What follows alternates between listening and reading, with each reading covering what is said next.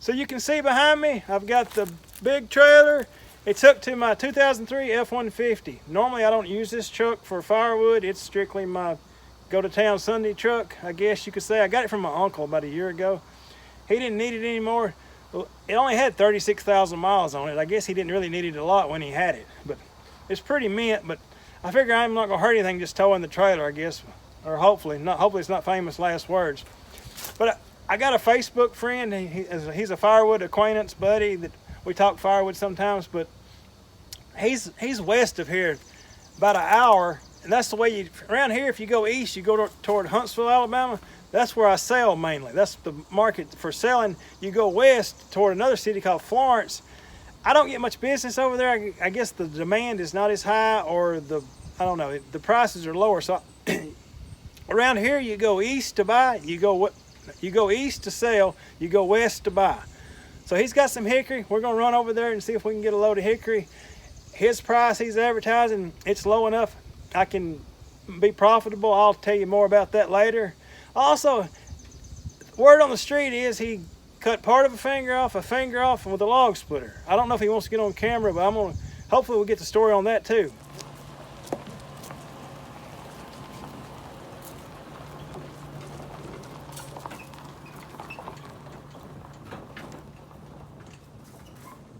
All right, now here I am. I'm with Tony Butler. We made a little road trip. It was 1 hour exactly to get here. Tony's the man I'm gonna buy the firewood from. He had an accident. How long ago was it, Tony? Well, how long has it been, Mom? About almost a year now. Almost a year. Yeah, he had a little accident with a splitter. We're not gonna go into details about it. He wasn't misbehaving. A little piece of wood jumped around and pinched his finger. But can you see his finger here? He got just the tip of it, and he's had a little surgery on it, and it's growing back nicely. But yeah, it's not the whole finger, but it's a good little story. Well, just a little accident. Those headlock going down, and a piece of wood busted on me, and I had my hand on the top, which I learned a life lesson: hold it on the sides, not the top. Never get on the ends of the wood. Mm-hmm. Always on the sides. Mm-hmm. All right, but he's got some hickory right here. You got some good looking white oak through here. Other stuff around, but we're gonna try to get this hickory loaded up real quick. It's only like 96 degrees out here, and I don't see any shade anywhere. No, it's wide open. Yeah.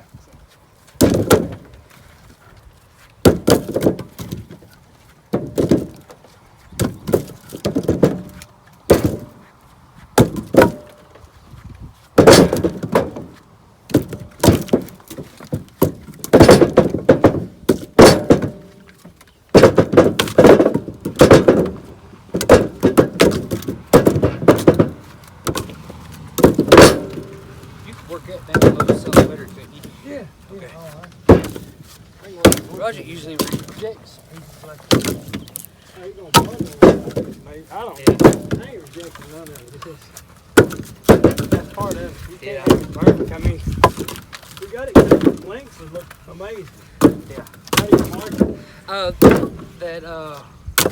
What's that called? Perfect stick. Oh yeah. I use that. It might be off inch, half inch. Yeah. On some of it, but pretty much it's pretty close to 60 inches.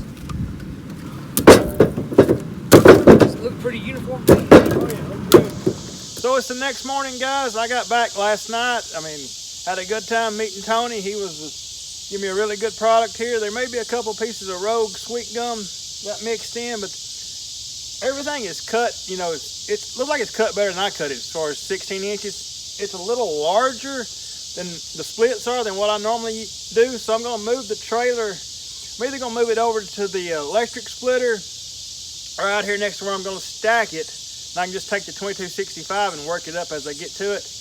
Hadn't decided on that. My truck brakes got a little hot toward the end of the trip. I was on the highway a lot and I wasn't really using them, so that's got me concerned a little. I'm gonna have to look into that. Definitely gonna have to get a brake controller to put on this truck because this load of hickory, this is a heavy load here, full cord. So we're gonna get the trailer moved out. I'm gonna talk to you a little bit more about the what kind of profit I expect to get off of this. I think I can do all right, but I'm gonna get this trailer moved and I'll tell you more about that. But I will be going back to see Tony to get some more hickory for sure.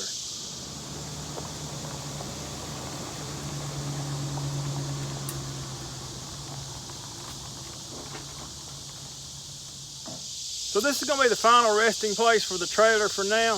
You can see these T-posts back here behind me. There's 3, that's 2 4-foot sections. That's a third of a cord. So I'm probably gonna put some more up through here, at least a couple more where I can divide it into thirds of a cord of rick. I got, like I said, there's a few pieces of sweet gum in here, very few, but I'll sort those out. I'll still make money on those. I'll sell them as mixed hardwoods with my other stuff. They're cut beautifully. Perfect little 16-inch pieces. They'll do great. Talking about the money I'm gonna make off of this, just rough numbers I figured in my head. I mean, if I sell to the backyard guys just for the hickory, them coming and getting it, I'm still off this little project. I'm probably gonna make, $30, $35 an hour.